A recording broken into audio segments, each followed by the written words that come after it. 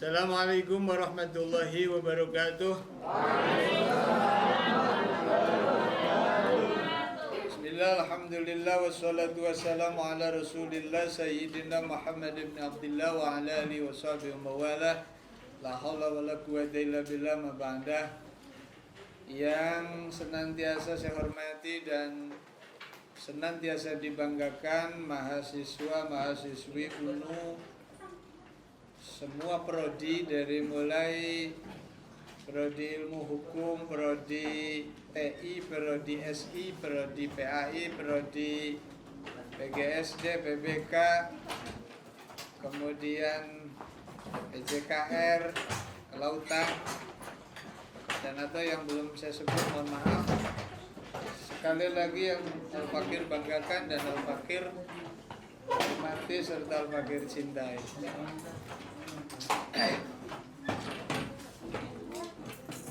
Pada pertemuan yang sekarang ini adalah pertemuan tatap muka atau plus ya, online dan offline yang kelima dan yang keenam. Nanti kita seperti biasa pengantar materi kurang lebih sekitar 25 menit, 5 menit diskusi, off dulu, diskusi lanjutkan.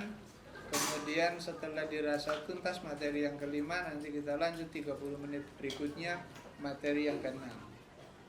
Ya, sama polanya begitu. Setelah itu nanti kita bagi soal sebagai soal UTS yang dikerjakan di rumah masing-masing di luar tugas kelompok, tugas resume dari individu setiap kelompok, dan kemudian nanti UTS-nya itu. Sahabat-sahabat sekalian yang dibanggakan dan semoga dirahmati, diberkahi oleh Allah Subhanahu wa taala. Materi yang kelima judulnya adalah tradisi di Indonesia dalam perspektif Nahdlatul Ulama. Tradisi di Indonesia dalam perspektif Nahdlatul Ulama. Tradisi itu kalau dalam bahasa Arabnya al-adat. Al, kemudian ain, kemudian dal, dan kemudian tak marbutoh. Al-adah. Kalimat al-adah ada alnya. Ini pengantar dulu ya. Alnya itu kalau santri biasa memberikan pengertian sebagai alil ahdi zihni. Al yang menunjukkan kepada pemahaman yang sudah terekam di hati. Maksudnya terkait dengan al-adah, berarti tradisi-tradisi yang tidak terlalu jauh menyimpang dari ketentuan-ketentuan agama. Tradisi-tradisi yang tidak terlalu menyimpang jauh dalam perspektif di Indonesia, dalam perspektif NU bagaimana? Kan kira-kira begitu. Seperti misalnya ini, mohon maaf ya, seperti kalau di Indonesia dan ini nggak ada di tempat lain kecuali di rumpun Nusantara, misalnya ada kematian, ada tahlil. Ya, mulai dari pertama, kedua, ketiga, ada yang cukup sampai ketiga, ada yang kemudian sampai 7 hari persis, ada yang lebih sampai 9 hari, dilanjutkan kemudian matang puluh 40 hari, dilanjutkan kemudian nyeket 100.000 haul. Go-nya itu nanti di haul, yang tentu dilakukan oleh setiap keluarga, macam-macam dan beda-beda. Ya, itu salah satu contoh tradisi yang pengen secara general diangkat, dipertegas secara detail nanti di materi yang keenam. Contoh lain tradisi misalnya di Indonesia itu ada yang namanya, mohon maaf, ngupati. Patang bulan kandungan, kemudian kayak semacam bikin kupat, karena lauk pauknya macam-macam, dan kemudian baca Al-Quran. Baca Qurannya juga macam-macam. Ada yang memang terinspirasi surat Yusuf supaya anak gantengnya kayak Nabi Yusuf. Mohon maaf ini gen masyarakat Nusantara per hari ini ganteng-ganteng itu ya saya pikir barokahnya Bupati itu. So punten ya, generasi anak-anak Indonesia kalau dibandingkan per generasi 90-an kesini kan, anget 2000 kesini kan, itu jika dibandingkan dengan 90 kesana kan, 87 kan beda-beda. Ganteng-ganteng, ayu-ayu generasi sekarang. Saya yakin itu barokahnya surat Maryam dan barokahnya surat Yusuf. Itu ganteng-ganteng. Jadi kalau laki-laki ganteng, kalau perempuan ayu. Di samping tentu faktor makanan. Lah terus ada lagi ngerujaki, mitoni. Ya kan? Ngerujaki bla bla bla dengan dengan tradisi yang macam-macam bla bla. Nanti kita akan coba secara umum dengan waktu yang begitu terbatas, kesempatan terbatas, kita akan coba bahas. Mudah-mudahan tidak puas sehingga kemudian kalian menggali sendiri dengan kerangka yang setidak-tidaknya akan diberikan pada pagi menjelang siang hari ini, sehingga analisa lanjutan dari yang kalian akan usahakan itu tidak liar, tidak sakar pedewek. Orang Sunda bilang tidak karso karep sorangan. Sahabat-sahabat sekalian yang dibanggakan, berikutnya lagi misalnya di luar persoalan yang tadi, ada misalnya mohon maaf nadranan sedekah laut. Ini yang cukup fenomenal dan dikritisi habis, dikritisi keras oleh saudara-saudara kita di luar Nahdlatul Ulama. Boleh nanti teman-teman yang janggal ditanya, diangkat, silakan saja. Saya kalau bisa, ini teman-teman PAI kan baru ketemu dengan Mutohar hari ini ya. Ya kalau bisa Mutohar jawab hari ini, kalau nggak bisa Mutohar nggak ada jahim-jahiman itu. Mutohar PR buat pertemuan yang akan datang. Ya, kalian tidak akan pernah menemukan sosok teman yang seelegan Mutohar. Nggak ada judulnya jahim dalam rumus otak Mutohar itu. Paham ya? Dan sebagai kabar gembira aja, asalkan aktif, nggak ada yang pernah dikasih nilai di bawah B itu. Semuanya dikasih di atas, di minimal tuh B. Catatan aktif kon bener, itu aja. Iya bener, penting itu bener. Soal pinter itu urusannya Gusti Allah. Mutohar itu apa? La haula wala quwata mayuridillahu bihi khaira yufaqihu fiddin. Dikehendaki baik karo Gusti Allah ya pinter. Bahkan beli dikehendaki baik ya nggak akan pinter. Oke. Sahabat-sahabat sekalian yang dibanggakan, terkait dengan al-adah tradisi yang tadi Al-Fakir sampaikan dalam perspektif Nahdlatul Ulama, menyangkut beberapa poin yang tadi sudah disampaikan, itu tidak ada persoalan. Ya, tidak ada persoalan. Jadi meskipun perkara itu adalah perkara yang tidak dijumpai pada saat Kanjeng Nabi tempo dulu ada, ya, mohon maaf ini, kan itu kategorinya kalau dalam perspektif yang lain disebut sebagai bid'ah. Perkara-perkara yang tidak dijumpai atau tidak dicontohkan secara langsung oleh Kanjeng Nabi, memang kategorinya adalah kategori bid'ah. Ya, wa kullu muhdatsatin bid'ah. Itu dalil mereka. Ini perhatikan baik-baik, jangan parsial dan jangan sepotong-potong memahami bahasa Bapak nih. Tetapi lanjutan dari hadis yang wa kullu muhdatsatin bid'ah itu yang tentu kita Nahdlatul Ulama dengan yang lain beda. Ya. Kalau kita pada saat memberikan pemaknaan, pemahaman, penjelasan wa kullu muhdatsatin bid'ah, itu terjemahannya seluruh perkara yang baru itu bid'ah. Yes. Seluruh, yes. Bahasa kajian nahwunya itu kullun bimakna jami'un. Atau kalau menurut kajian Balaghahnya disebut sebagai kul bimakna majmu. Nih santri nih nggo peci kudu si santri ngerti iki. Santri ya.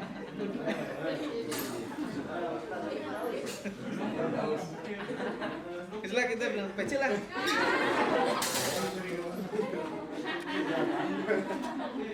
Nah, jadi lah itu yes. Ya. Sekali lagi bimakna seluruhnya. Kenapa saya katakan bahwa wa kullu dalam kalimat wa kullu muhdatsatin bid'ah artinya adalah seluruhnya, karena Sayyidina Umar sendiri mengatakan begitu. Perhatikan baik-baik nih. Jama'atut tarawih itu tadinya nggak ada zaman Kanjeng, merupakan ritual ibadah atau bagian dari ritual ibadah yang tidak dilakukan oleh Nabi. Sayyidina Abu Bakar juga tidak. Ya. Tetapi kemudian pada zaman Sayyidina Umar melihat, memperhatikan, membaca di mana sholatul tarawih ternyata kurang begitu tenang.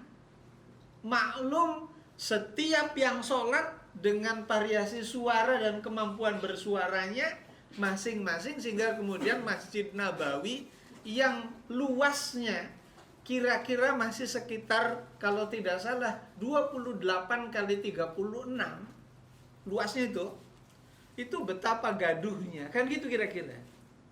Akhirnya mempertimbangkan berbagai aspek, Sayyidina Umar kalau hari ini dalam perspektif kenegaraan sih bikin dekrit. Ya, bikin semacam keputusan untuk melakukan sholat tarawih itu bil jamaah. Imamnya siapa? Imamnya adalah pada saat itu Ubay bin Ka'ab. Ubay bin Ka'ab itu sebagai imam, suaranya bagus. Setelah Bilal itu Ubay. Setelah dilakukan dengan jamaah, ternyata tarawih itu begitu luar biasa hikmah. Kalau anak-anak muda sekarang ngomong sih, didengar enak. Maklum suaranya Ubay luar biasa. Lah kemudian semua pelaku yang melakukan jamaatul tarawih juga menikmati pelaksanaan sholatul tarawih dengan sangat luar biasa. Karena itu kemudian setelah sholat usai, apa yang disampaikan oleh Sayyidina Umar? Sayyidina Umar mengatakan ni'matil bid'atu hadhihi. Bid'ah yang terbaik, yang terindah yang aku ciptakan.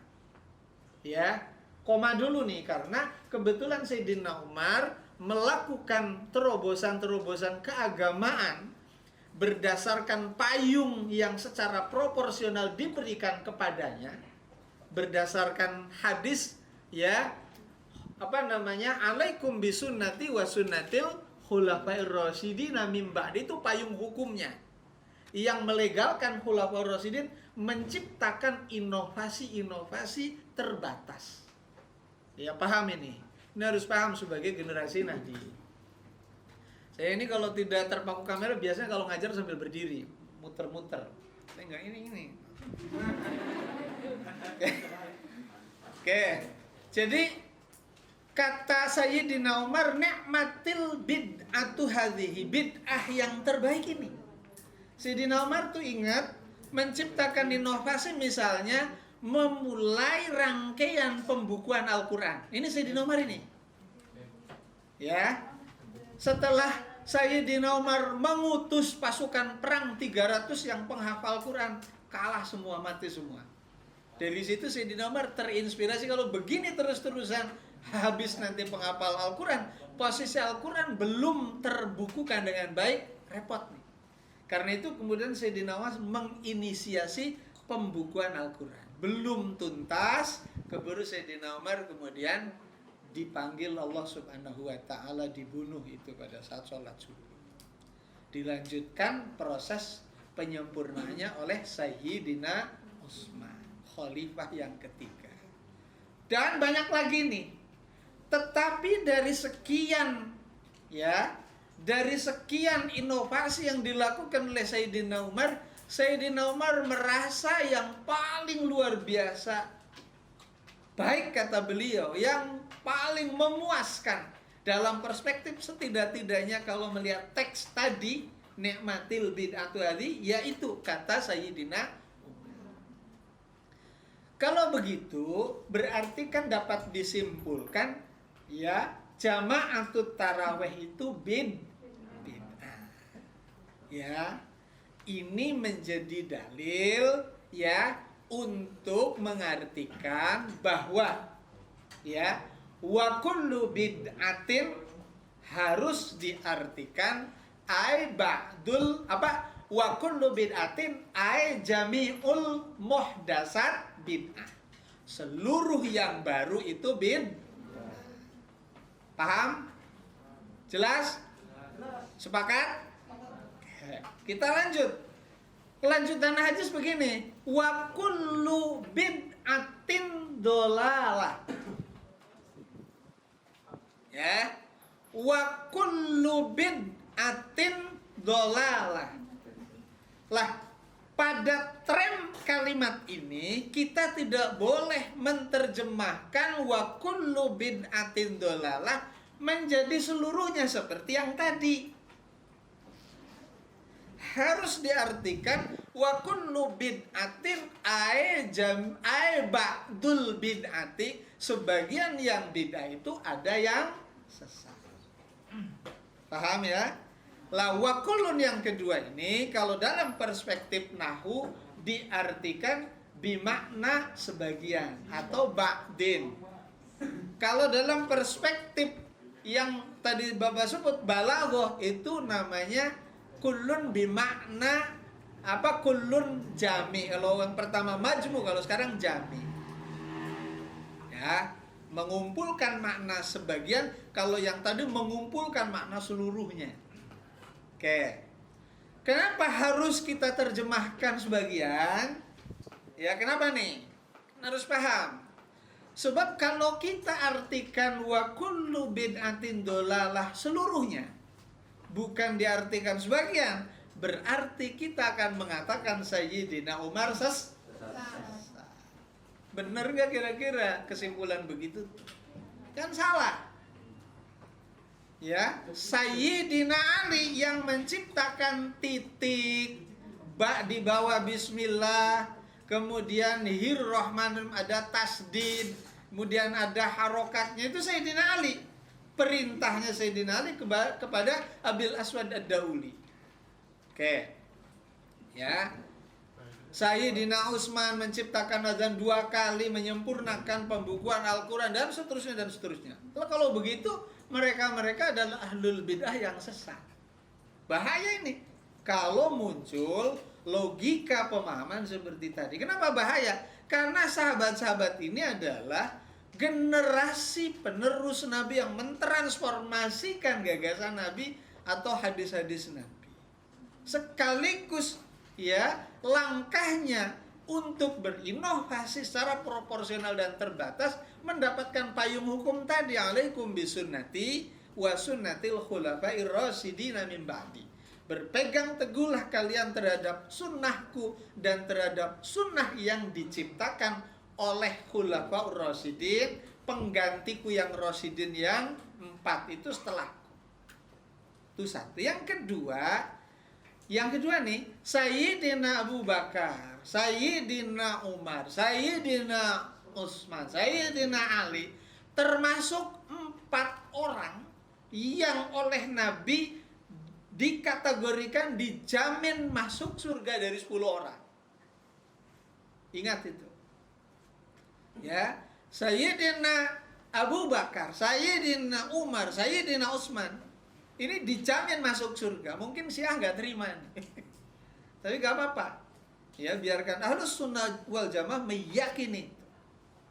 Ya.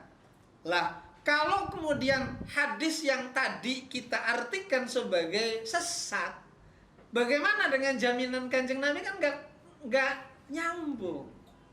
Makanya yang dimaksud punten nih, saya berkali-kali yang dimaksud udkhulu fis-silmi kafa, masuklah kalian di dalam Islam dengan komprehensif menyeluruh tuh begini. Termasuk pada saat memberikan makna hadis, jangan dibiarkan satupun hadis yang kontradiktif antara satu dengan hadis yang lain. Harus dimaknani berdasarkan maknanya masing-masing. Sehingga kemudian setiap hadis akan betul-betul termaknani dengan sebaik-baik. Karena keterjaminan hadis dimaknani dengan sebaik-baiknya adalah merupakan jaminan kita selamat dunia akhirat. Taraktu fikum amraini ma in tamassaktum bihima lan tadillu abada huma kitabi wa sunnati. Aku tinggalkan kalian dua hal. Sepanjang kalian berpatokan teguh kepada dua hal tadi, kalian tidak akan pernah sesat selama-lamanya. Apa itu? Huma kitabi wa sunnati. Dua hal tadi adalah kitabku yaitu Al-Quran dan hadisku yaitu hadis Nabi. Dengan turunannya, dengan proses pemaknaan yang sebaik-baiknya dan sebenar-benarnya. Oke, jelas? Ya. Kita kembali kepada fokus masalah. Sepakat yang namanya, mohon maaf, kendurenan, yang namanya ngerujaki, yang namanya tahlil dengan berbagai variasinya. Tadi itu beda, kita sepakat. Tetapi dalam perspektif kita itu termasuk bid'ah yang hasanah. Bid'ah yang baik. Sebab bid'ah itu kalau dalam perspektif Ahlussunnah wal Jamaah terbagi menjadi 5. Ada bid'ah wajibah. Pembukuan Al-Quran itu wajib. Kalau tidak dibukukan, kita mau bisa apa? Udah ada harokatnya jam maca kegila-gila kangelanya, betul gak? Ya. Diharokati itu angel, apalagi tidak diharokati. Suruh maca, mohon maaf, membedakan bacaan dod dengan ro saja, ampun kegila. Suluh membedakan antara zal dengan zai. Orang Betawi kangelannya minta ampun. Apalagi tidak ada harokat. Ya, tidak ada harokatnya. Mohon maaf ini, tidak ada harokatnya. Coba kalian baca kitab yang gundul itu. Itu sudah mending ada titik-titiknya. Mana zai, mana zal, mana nun, mana ba, mana ta, mana sa, mana ya. Masih mending. Coba kalau nggak ada titiknya. Ada titik-titiknya aja. Kadang-kadang nggak jalan baca kitab. Mohon maaf ini, saya harus ngomong tegas begini. Jadi itu bid'ah wajib. Yang kedua bid'ah hasanah. Bid'ah hasanah kayak tadi. Mohon maaf ya, harus kita tegaskan. Bid'ah hasanah tuh kayak jamaah atau tarawih.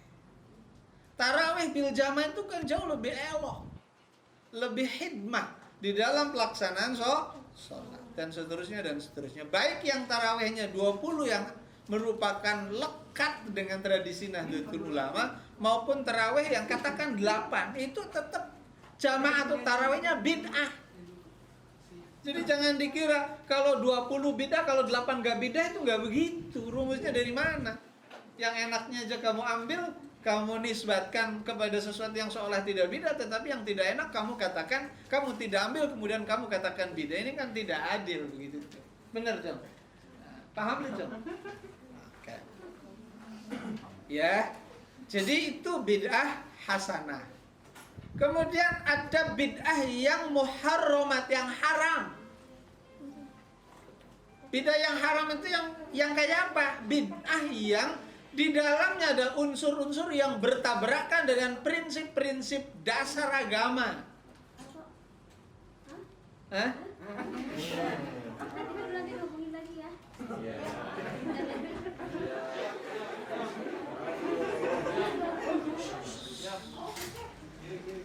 Ya, bid'ah yang muharramat. Contoh yang sederhana nih, mohon maaf.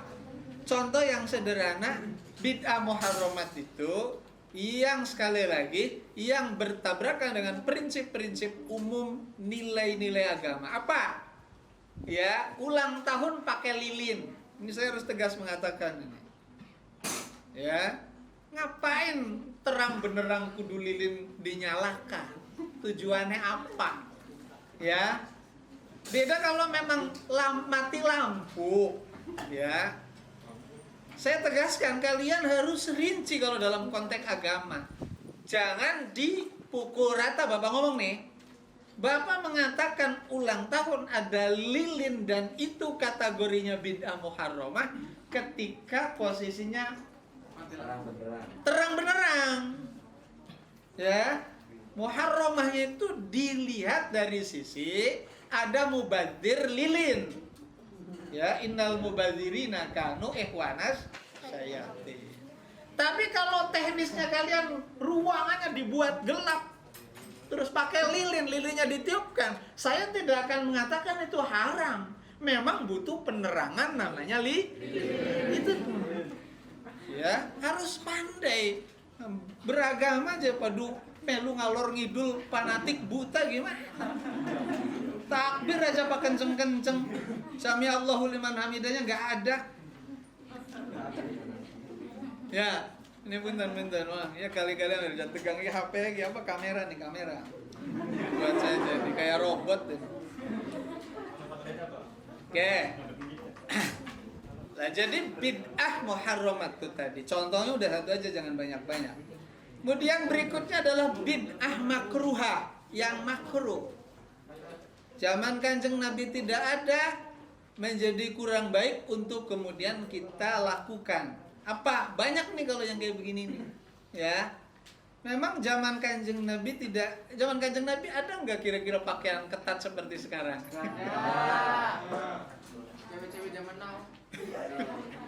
Nggak, ini punten, saya tidak bermaksud diskriminasi. Sekedar contoh aja, saya minjem contoh.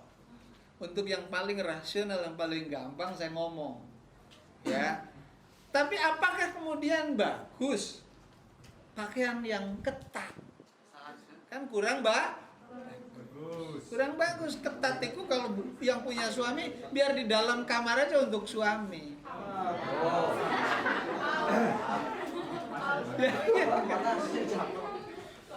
Punten ini punten. Ya kasihan saya itu kalau nerangkan, kebetulan kemarin udah cerita saya ngaji Ukudul Jen. Saya kalau nerangkan Ukudul Jen pokoknya babat habis itu. Gak ada yang tidak saya terangkan. Ya cantik, cakep hanya untuk orang lain, untuk suami pakai dasternya bolong-bolong kalau iya kan? Dibelikan ya yang modali suami, beli make up siapa sih itu yang modali? Minyak wangi yang modali suami, tapi dipakai buat wangi-wangian orang lain di dalam rumah tidak pernah dipakai minyak wangi. Dah, gitu aja contohnya. Oke, jadi kurang bagus. Oleh karena itu, karena kurang bagus, hindarilah pakaian-pakaian yang ketat-ketat itu. Kurang bagus. Terakhir bid'ah yang mubahah, yang wenang. Apa bid'ah yang wenang? Banyak ini. Mohon maaf, pakai HP. HP zaman Kanjeng Nabi udah ada belum? Belum. Makanya itu netral itu hukumnya. Mubah. Ya, tetapi HP bisa menjadi, mohon maaf, makruh, bisa menjadi haram, tergantung kalian menggunakan. Bisa menjadi sunnah, bisa menjadi wajib, tergantung kalian menggunakan. Jadi jangan dikira apa beli bid'ah. Ya. Untung saya ini lagi error kartunya. Saya belum tak ganti, masih 3G, belum diganti 4G, jadi belum bisa buka-buka Google. Rame dunia kayak apa, biarkan saja lah.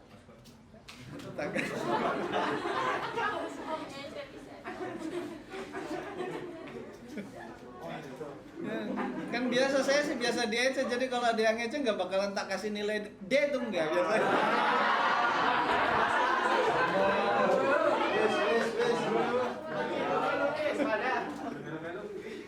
Sahabat-sahabat sekalian yang dibanggakan dan senantiasa dirahmati dan diberkahi oleh Allah Subhanahu wa taala. Kita masuk ke pokok pertanyaannya.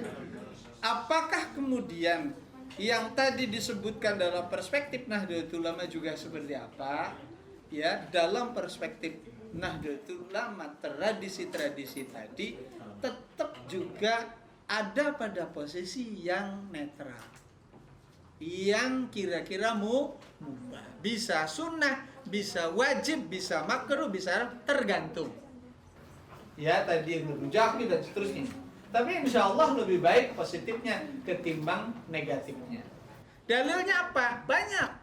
Salah satunya dalilnya adalah maro'ahul muslimuna hasanan fahuwa indallahi hasanun. Perkara-perkara yang dilihat, dinilai, ya, diyakini oleh umat Islam itu baik dan faktanya tidak bertentangan dengan nilai-nilai secara umum yang ada di dalam agama Islam, maka perkara yang tadi itu dalam perspektif Allah juga dinyatakan bagus. Ya, dinyatakan bagus. Oke. Pak, kalau nadran itu kan melemparkan kepala sapi, apakah itu tidak mubazir? Ya tergantung niate. Hari niate makan iwak apa mubazir ya? Ayo. Iya kan? Makan iwak karena sapi supaya besok kalau menyang, kalau melaut dapat ikannya banyak, kan beres itu, selesai. Nggak ada yang tidak selesai. Sepanjang kita, mohon maaf, memandangnya tidak dengan perspektif kebencian. Kalau memandangnya dengan perspektif kebencian ya repot. Pak, kan itu kalau pesta laut, mohon maaf, kelihatannya aja botol bening tapi isinya itu oknum. Yang terus harus kita pelan-pelan, mohon maaf, ditertibkan. Gitu aja. Pak, itu ngeganggu misalnya, mohon maaf, jalanan. Orang iri-iri kan sampai macet total, kan gitu ya. Di dalam setiap pesta laut, ya, gimana itu Pak? Yang ganggu jalan kan bukan sekedar yang pesta laut, bener? Kalau sholat id itu di masjid-masjid tertentu di kota kan di jalan, bener nggak? Itu ganggu nggak itu? Jadi jangan kemudian karena itu persoalan ibadah kemudian kamu diam tidak berkomentar 1000 bahasa, tetapi ketika persoalan nadran laut kamu berkuar-kuar lantang nemen. Ini kan tidak adil juga. Oke, mangga yang kayak begini nih dikritisi, tanyakan ke mutohar ya. Panganan yang mutohar kan mungkin.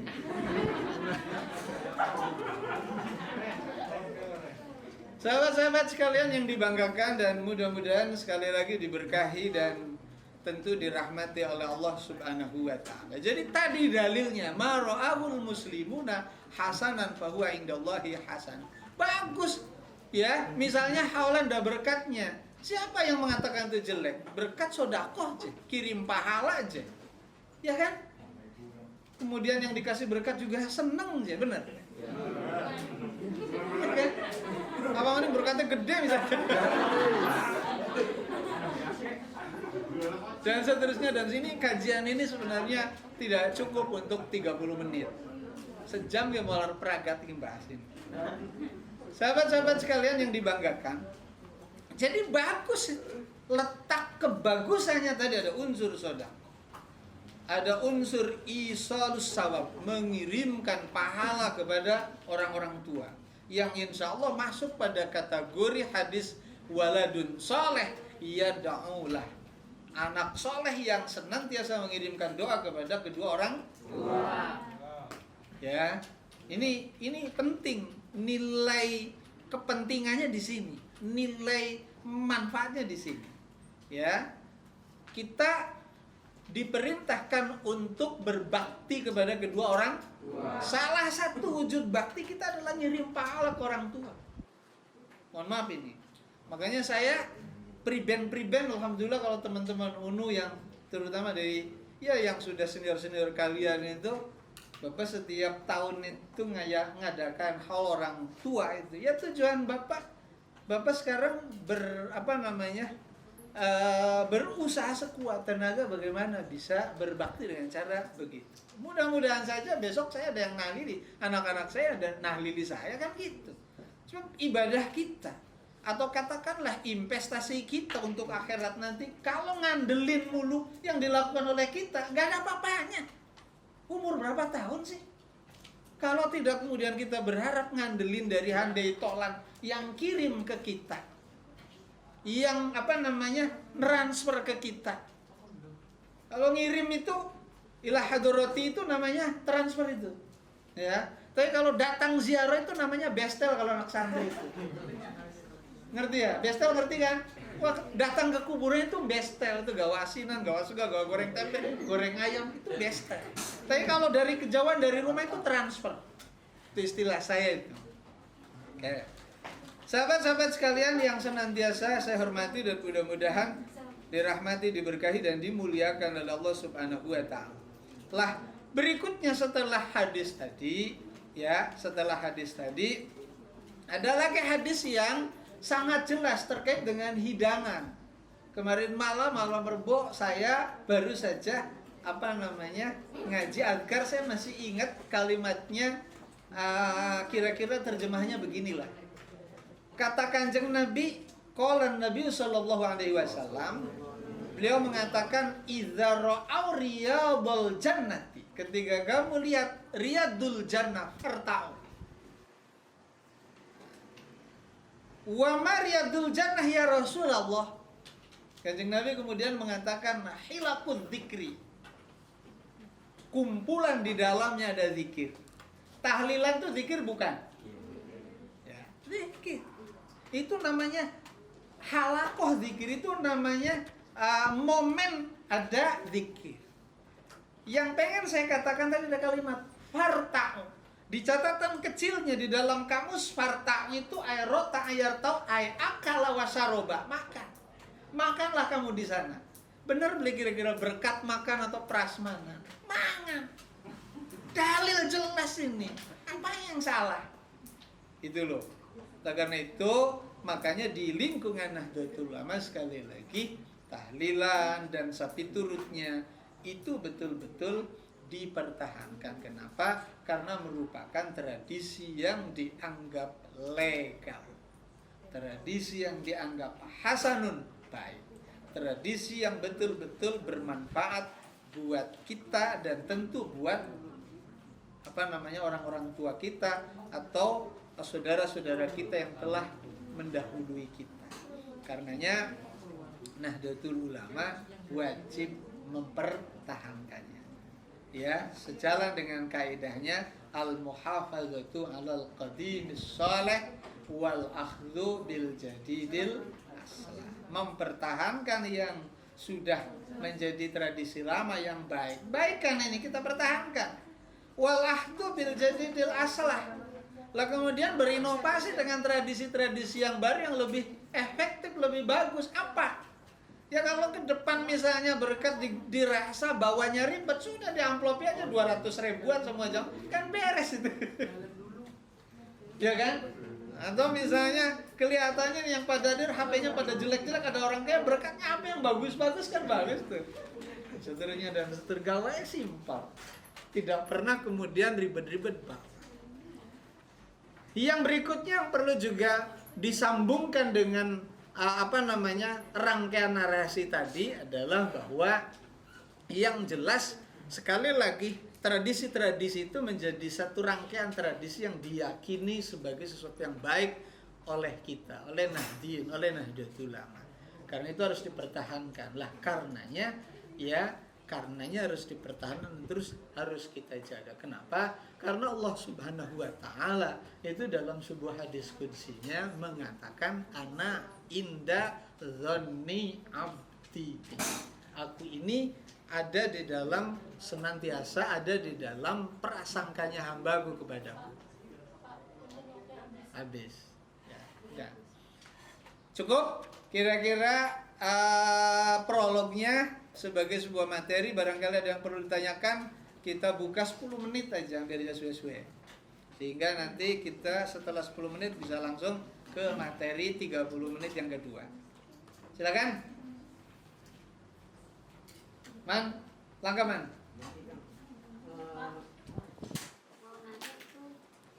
Dikit-dikit man, daisi dikit nanya lagi, daisi kan? Daisi baik, daisi.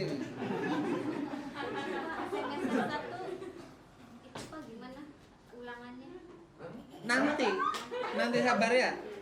Enggak, tanyanya itu. Masuk. Yang penting aja. Karena di dalam kitab fikih itu salah satu rukunnya jual beli itu akad dulu. Karena kebiasaan santri itu setiap membeli sesuatu itu tidak mengikuti aturan apa yang dikatakan di kitab.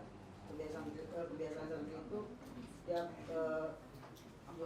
membeli sesuatu itu biasanya makan dulu baru bayar. Itu karena sudah terbiasa begitu, Pak. Apakah itu itu bertentangan dengan agama? Karena ada usul fikih yang mengatakan al-adatu maqamatun. Apakah itu hal yang tadi saya katakan apakah tidak bertentangan dengan agama? Maksudnya tidak Iya, paham, Man. Cukup. Cukup, Man. Jangan grogi ngadepi wong ayu kan, Man. Biasa kan, Man. Itu. Biasa kalem, Man. Ya.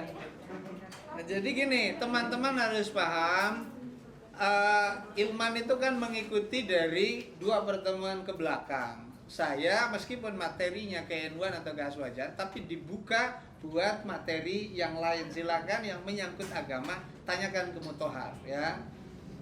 Ketimbang kalian nanyakan kepada dosen PA-nya, lebih baik nanyakan ke Mutohar. Sanadnya jelas insya Allah, ngerti. Tapi jangan disampaikan ke dosennya ya.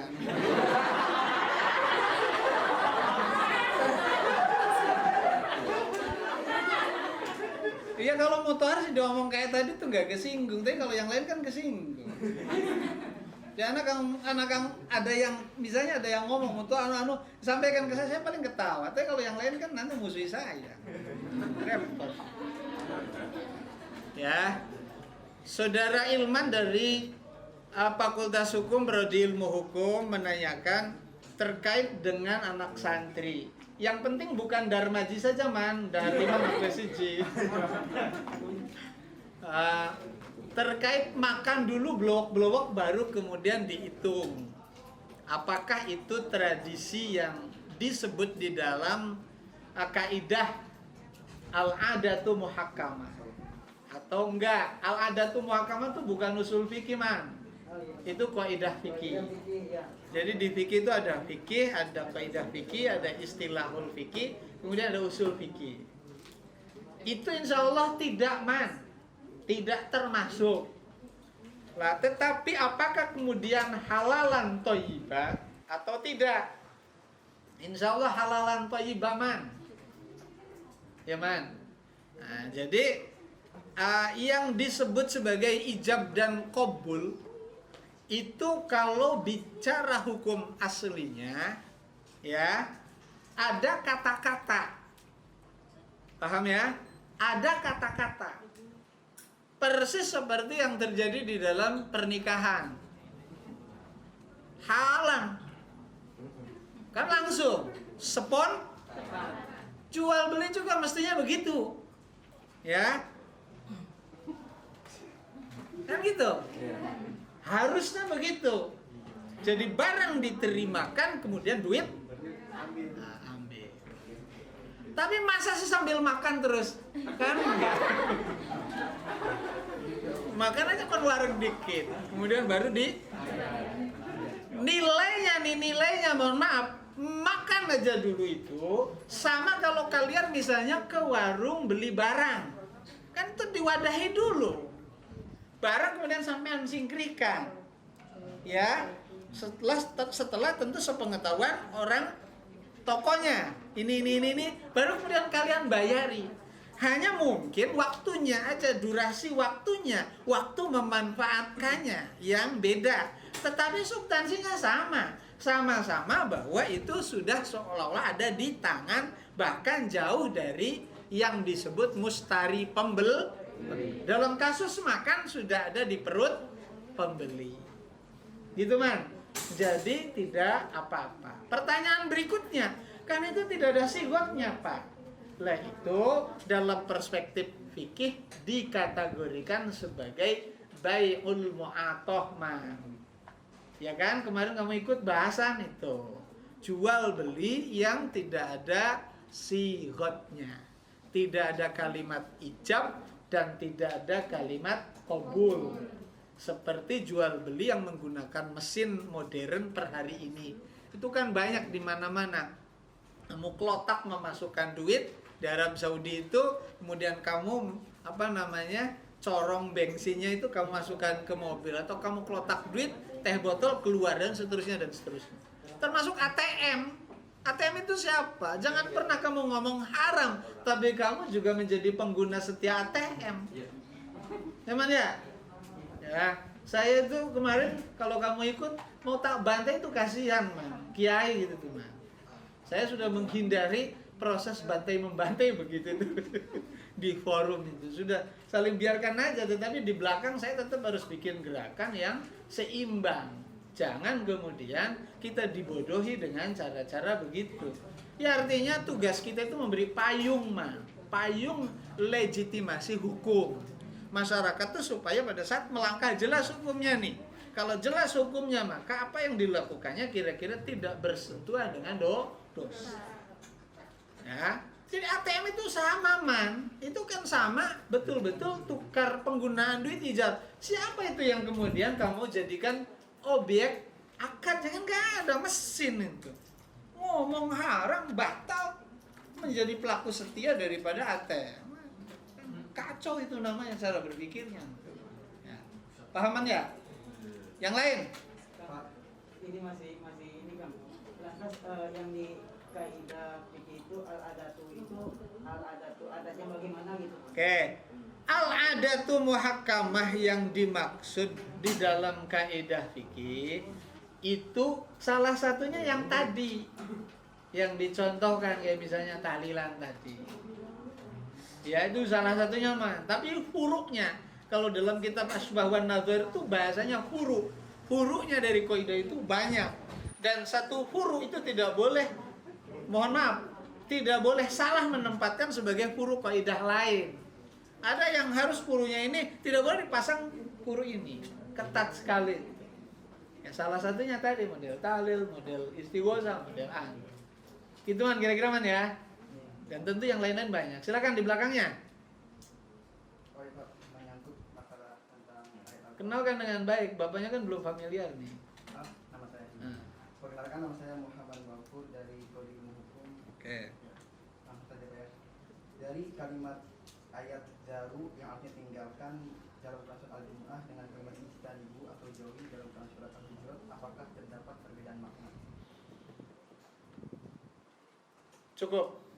Ya. Bismillahirrahmanirrahim. Ya ayyuhalladzina amanu jtanibu katsiran minadh-dhon. Itulah. Dan kemudian ya ayyuhalladzina idza nudiya lis-sholati min yaumil jum'ati fas'au ila dzikrillah wa dzarul bai'. Kan gitu.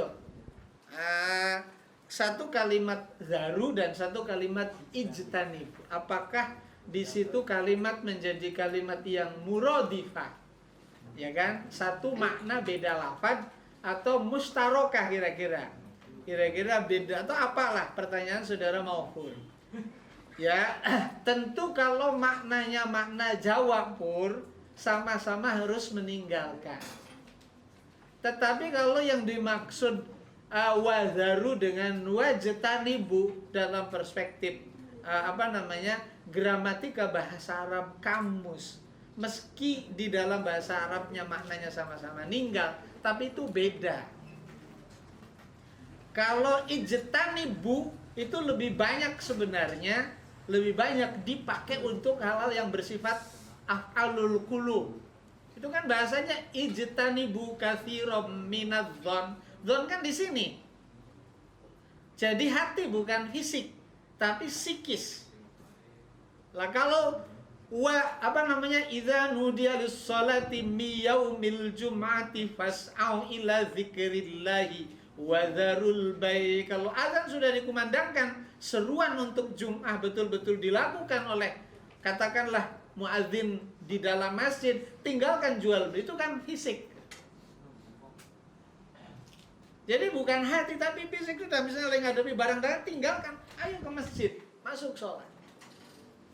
Nah, jadi sekali lagi kalau ijtanaba ya itu lebih banyak dipakai untuk hal-hal yang bersifat hati.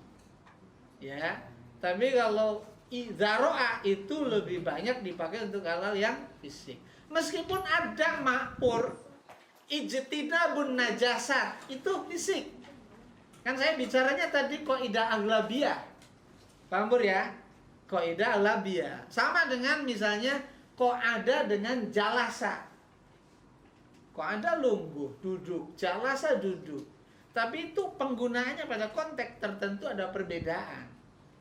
Itu borla, itu hebatnya punten bahasa Arab.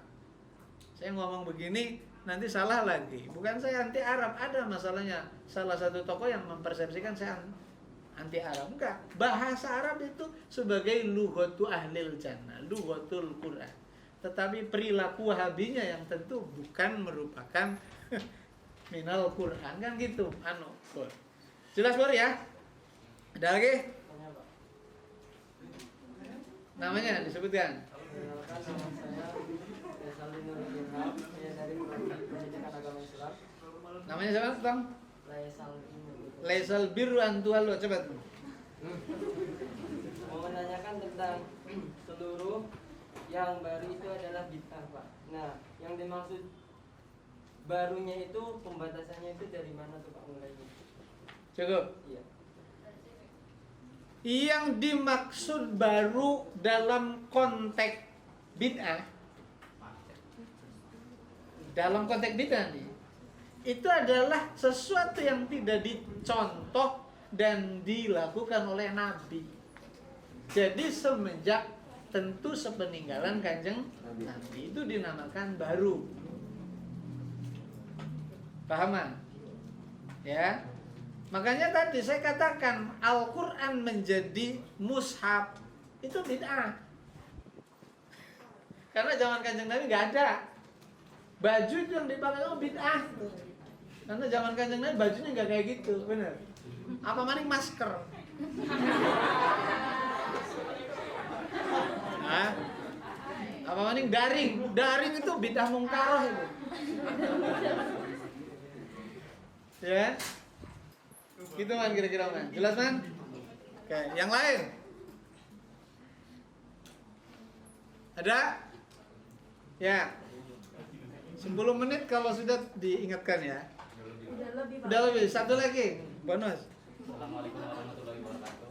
Waalaikumsalam. Perkenalkan, nama saya Soranto dari Prodi TSP.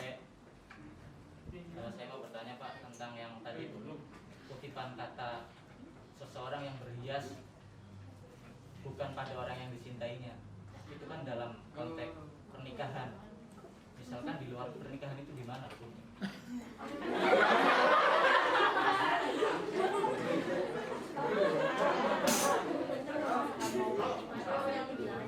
Gimana? Kata Pak Ahmad Nurdin ya, kalau misalkan mau ganti pembahasan nanti bilang aja ke saya. Oke. Pertanyaannya ini Pak, seseorang yang berhias atau yang dianggarin oleh seorang kasihnya, baik yang sudah ada ikatan sama belum yang ada ikatan, itu hukumnya gimana Pak? Jadi dia makan dari hasil pemberian, berhias dari hasil pemberian, itu seperti apa? Cukup. Cukup Pak. Pertanyaannya dari Prodi TSP begini, kan biasa pacaran nih punten, no. Ya. Karena saking mohon maaf, saking cintrongnya sebagai laki-laki, parfum dibeliin, lalu kemudian semuanya dibeliin. Bagaimana sebagai seorang perempuan yang menerima, memakan, memakai, menggunakan pemberian dari sang pacar? Begitu kira-kira ya pertanyaannya. Sahih? Tentu saja ketika pemberian itu bersifat, mohon maaf, ikhlas, ini kata kuncinya nih. Ikhlas, bagi sang pemberi akan mendapatkan ganjaran. Dan bagi sang penerima memakainya tentu boleh alias halalan thayyiban. Kan gitu kira-kira. Ya. Baik, proses mohon maaf yang dilakukan oleh dua beda jenis tadi itu sudah melakukan ikatan atau belum, itu sama saja, ya, sama saja masalahnya. Oke, jadi halalan thayyib. Beda kalau memang tidak ikhlas, ya. tidak ikhlas itu ada dua kira-kira. Yang pertama adalah misalnya dipeloroti aja ini sama ceweknya. Oh iya, Punten ini, punten. Saya tidak bermaksud apa-apa, lebih kepada cerita ilmiah. Beda kalau dipeloroti, aslinya memang tidak mampu. Tidak mampu, dipaksa. Kalau tidak dikasih takutnya lari. Kalau dikasih terus ternyata habis entok, habis ayam. Ya kan? Orang kan ada yang kayak begitu kan? Banyak. Beda itu. Nah, jadi kalau prosesnya adalah dengan cara dipeloroti pada item tadi. Hah? Ya, dipeloroti.